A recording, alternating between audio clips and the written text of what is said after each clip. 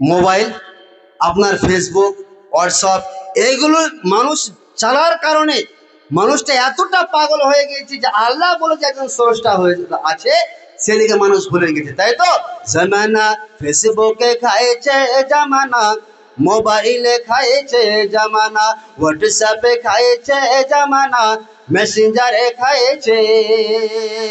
অল্প বয়সের পোলা মাইয়া প্রেমে জড়াইছে জামানা, ফেসবুকে খাইছে জামানা, মোবাইলে খাইছে জামানা, হোয়াটসঅ্যাপে খাইছে জামানা, মেসেঞ্জারে খাইছে। সকালবেলা বাবা বলে যাস রে কোথায়, বাবার কথা শোনার মতো সময় যে আর নাই। কথা ঠিক নয়? যখনই বাবা বেটাকে বলছে বেটা আব্দুল করিম যত বেটা ও মাঠে, না আব্বু সময় নেই, বলে কি বলে না? বিকেল বেলা বাবা বলে যাস রে কোথায়, বাবার কথা শোনার মতো সময় যে আর নাই। রাস্তার পাশে বৈশা রয়েছে, রাস্তার পাশে বৈশা রয়েছে, ফেসবুক ফেরানের জামানা, ফেসবুকে খাইছে জামানা, মোবাইলে খাইছে জামানা, হোয়াটসঅ্যাপে খাইছে জামানা, মেসেঞ্জারে খাইছে।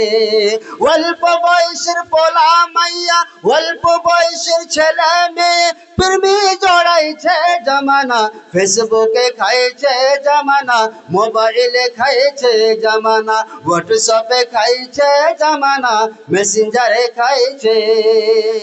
40 বছরের বুড়ি যখন ফেসবুকে ঢুকে, বিধবা মহিলা যখন ফেসবুকে ঢুকে, হ্যান্ডসাম একটি ছেলেকে দেখে প্রেমে পড়ে। ঘটনা ঘটে না? 4 বছরের মানে 4টা ছেলে আছে, 3টা ছেলে আছে, সব কিছু ছেড়ে দিয়ে চলে গেল কোথায়? মোবাইলে কার সাথে ফোনে চ্যাটিং করে চলে যাবে। এরকম হয় কি হয় না? আমাদের ডারোর বাদনা মনে হচ্ছে হয় না, না? আমাদের হরিশ্চন্দ্রপুরে আমাদের বাস এলাকায় অহরহ ঘটনা ঘটছে। কিসের কারণে? আল্লাহর ভয় জিনিসটা উঠে গেছে বলে। তো কবি বলছেন কি কথা? 40 বছরের বুড়ি যখন ফেসবুকে ঢুকে, হ্যান্ডসাম একটি ছেলেকে দেখে প্রেমে পড়ে। স্বামী সন্তান সব ছাড়িয়া, স্বামী সন্তান সব ছাড়িয়া ছেলেকে নিয়ে ঘরে জামানা, ফেসবুকে খাইছে জামানা, মোবাইলে খাইছে জামানা, হোয়াটসঅ্যাপে খাইছে জামানা, মেসেঞ্জারে খাইছে। রাত্রিবেলা একা একা ঘুম যে আসে না, ফেসবুক ফ্রেন্ড ছাড়া আর ভালো লাগে না। দেখবেন প্রত্যেকটা ছেলে মেয়ে রাত 12টা 1টা খালি mobile hello hello hello hello করতে পারে, করে না? রাত্রিবেলা একা একা ঘুম যে আসে না, ফেসবুক ফ্রেন্ড ছাড়া আর ভালো লাগে না। সকালবেলা ঘুম থেকে ওঠে, সকালবেলা ঘুম থেকে ওঠে হাই হ্যালো করে জামানা, ফেসবুকে খাইছে জামানা, মোবাইলে খাইছে জামানা, হোয়াটসঅ্যাপে খাইছে জামানা, মেসেঞ্জারে খাইছে। অল্প বয়সের পোলা মাইয়া, অল্প বয়সের ছেলে মেয়ে প্রেমে জড়াইছে জামানা, ফেসবুকে খাইছে জামানা, মোবাইলে খাইছে জামানা, হোয়াটসঅ্যাপে খাইছে জামানা, মেসেঞ্জারে খাইছে। এবার নবী করিম সাল্লাল্লাহু আলাইহি ওয়াসাল্লামকে আবার জিজ্ঞেস করা হলো কি কথা?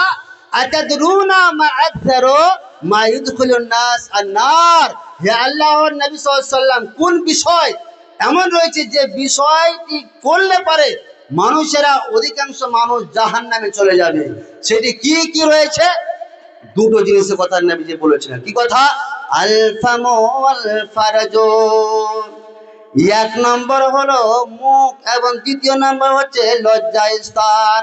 কারণ পৃথিবীতে যতগুলো পাপী মানুষ দেখতে পাওয়া যায়, সে পাপীগুলোর মধ্যে হতে দেখবেন মুখের দ্বারাই বেশি বেশি মানুষেরা পাপের কাজ করে থাকে, করে না?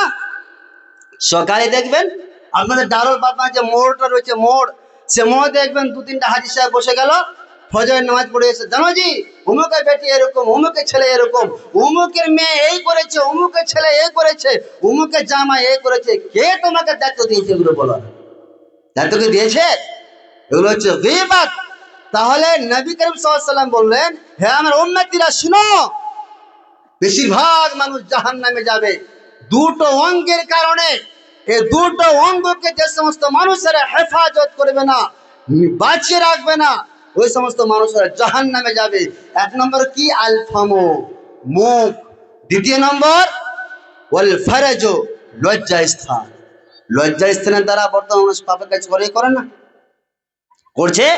নবীজি আমার অন্য হাদিসে বলেছেন আল আজওয়াফান, দুটো ছিদ্র রয়েছে, এই দুটো ছিদ্র দ্বারাই বেশিরভাগ মানুষ পাপের কাজ করে থাকে।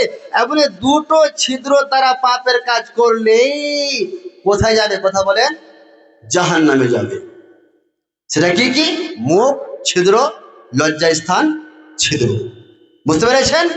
একদাই এক সময় নবী করিম সাল্লাল্লাহু আলাইহি ওয়াসাল্লামকে জিজ্ঞেস করা হলো, আইয়ুল মুমিনিনা আফজালু, হে আল্লাহর নবী সাল্লাল্লাহু আলাইহি ওয়াসাল্লাম, মুমিনদের মধ্যে হতে সবচেয়ে ভালো মানুষকে?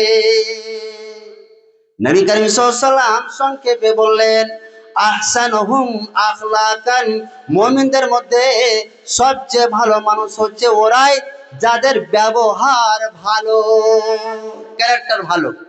ক্যারেক্টার ভালো, ব্যবহার ভালো। ব্যবহার ভালো আপনি কি করে বুঝবেন? কি করে বুঝবেন? মা বোন আমার ভালো করে শুনেন, কি করে বুঝবেন ব্যবহার ভালো?